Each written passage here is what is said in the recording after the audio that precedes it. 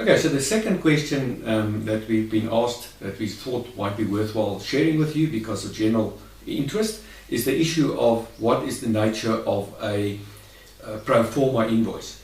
Now, the reason why this question is asked is that VAT is triggered by the early of issuing an invoice or payment being received in respect of the supply of goods and services. Now, an invoice is a defined term in the VAT Act, as we all know.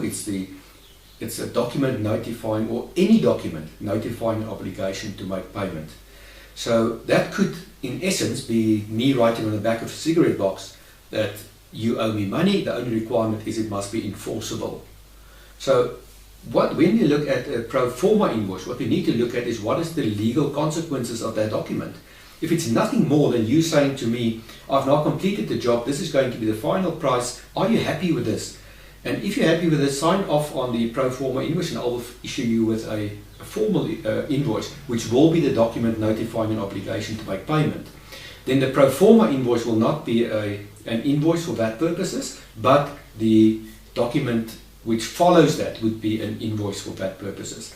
So what does it boil down to? It boils down to what is the legal consequence or consequences of having issued that pro forma invoice. So there's no such thing as an absolute yes it is or no it isn't.